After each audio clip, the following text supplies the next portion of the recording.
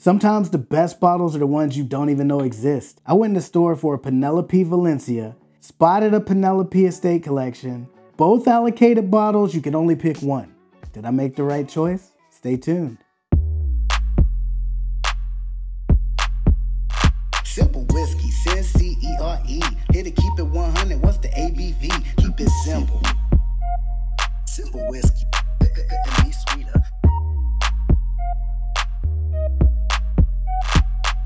What's up, everybody, and welcome to the Cynple Whiskey Show. I'm Cyncere, and tonight we're diving into a potential Whiskey of the Year candidate. Let's dive right in. So I'm downtown waiting to meet my wife for lunch. I go in, request a table, 15-minute wait. On top of that, my wife calls, says she's stuck in traffic, showing she's gonna be 25 minutes late.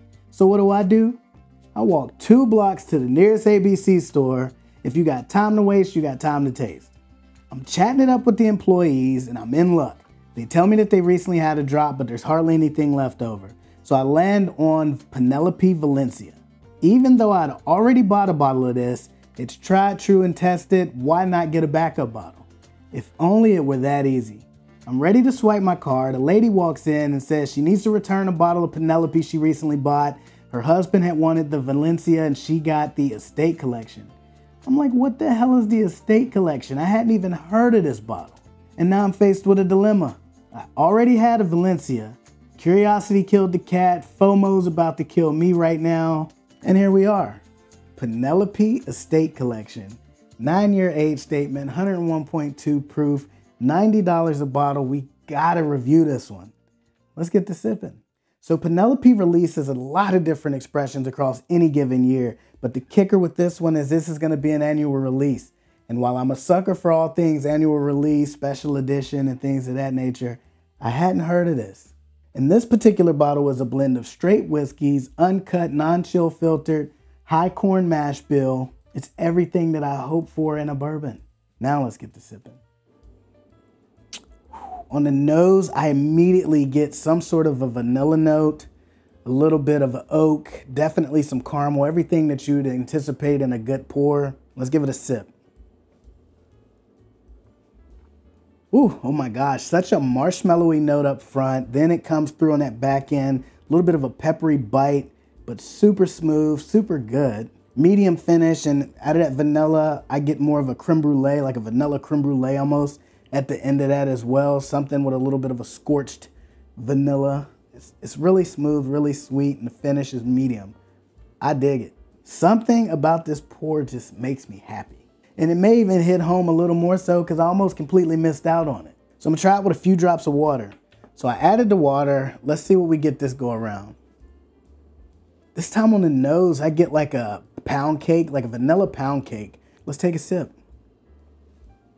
So that toasted marshmallow note still shines through on the sip, even with the water in it. But this time, I get a little bit more of like a graham cracker note that I did not get the first go around.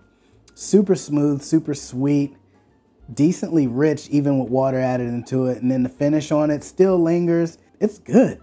All right, so let's get to the simple thoughts on this one. MSRP on this one, $89.99, which I think is a very fair price for this one. Secondary, I haven't seen this one on secondary yet, so TBD. Age statement on this one, 9 years. Proof, 101.2 proof. Mash bill on this one, 74% corn, 20% rye, 1% wheat, and 5% malted barley. Distillery, it's bottled by Penelope, but it's distilled in Kentucky and Indiana. 2 different whiskeys blended together, 2 different distilleries. They do not disclose which is which or where it's distilled. I think I could guess, but so the simple thoughts, MSRP on this is fantastic value. Again, $89 is not some cheap bottle, but it's still not $150 or $200, which I've seen some annual releases of certain products come out at. I'd pay $90 for this all day. So my advice, buy and back up. I'm already looking for me a backup. I'm very disappointed that I probably just looked over this a couple of different times when they did initially release it. And now here I am, like I usually do. When I find one that I'd end up enjoying, we probably won't see it again here in Virginia no time soon.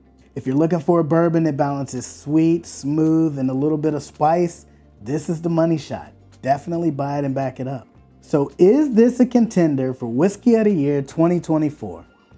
I'd have to say it is. I will put this in however I do my tournament style kickoff this year and see where it ends up with blind taste.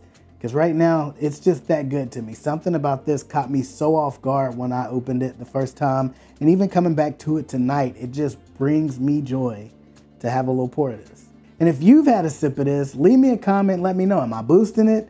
Or is it as good as I think it is at least 2 or 3 pours in? And if you've enjoyed this review, don't forget to smash that like button, subscribe, turn on your notification bells to stay up to date for more simple stories in a glass. And remember, as proven with this bottle, sometimes the best things in life are the things we don't even see coming. So until next time, keep it simple. Cheers.